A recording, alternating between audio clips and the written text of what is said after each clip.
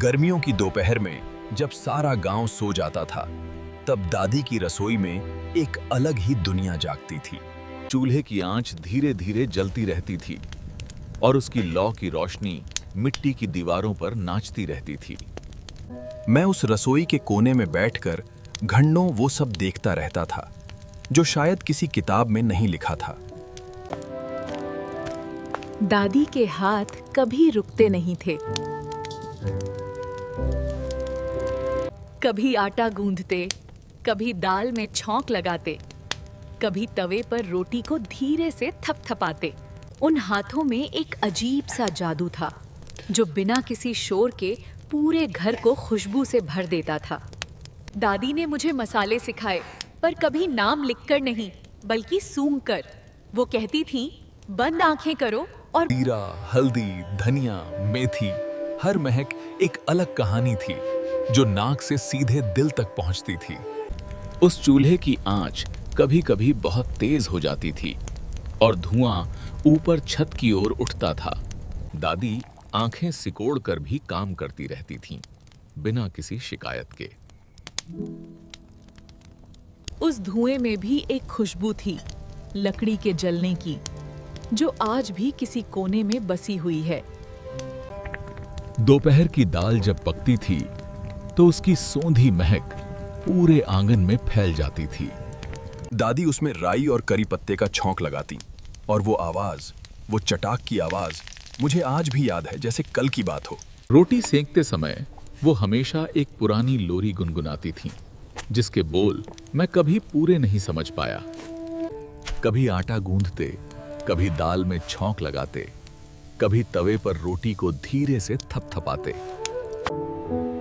रसोई के एक कोने में एक पुराना पीतल का लोटा हमेशा रखा रहता था।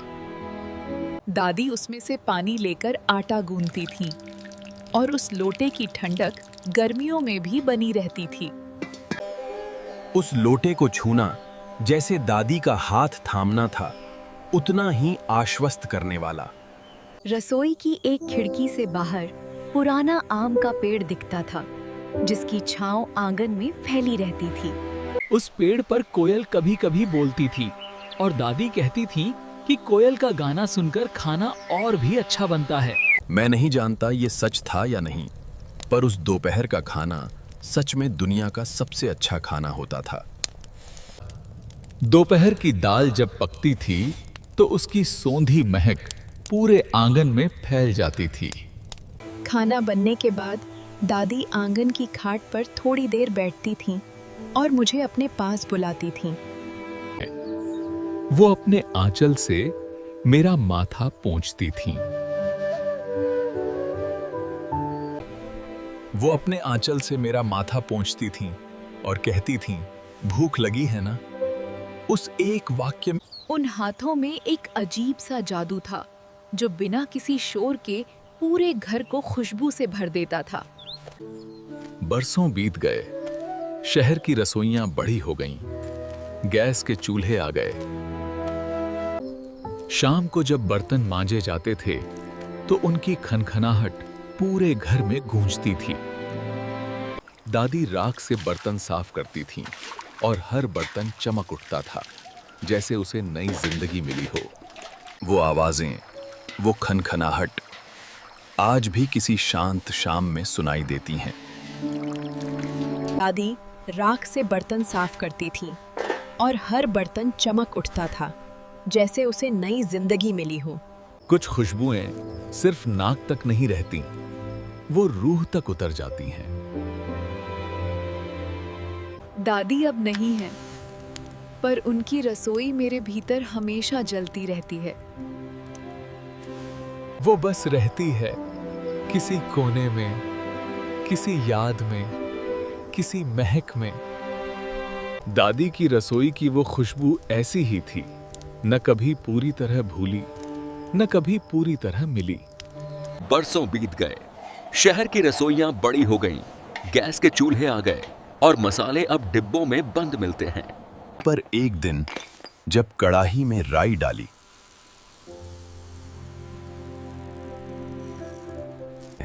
और वो चटाक से बोली, तो सब कुछ वापस आ गया।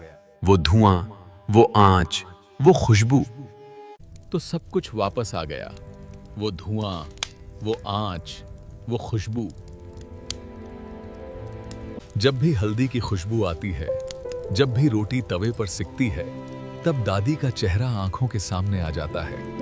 जब भी हल्दी की खुशबू आती है, जब भी रोटी तवे पर सिकती है, तब दादी का चेहरा आंखों के सामने आ जाता है।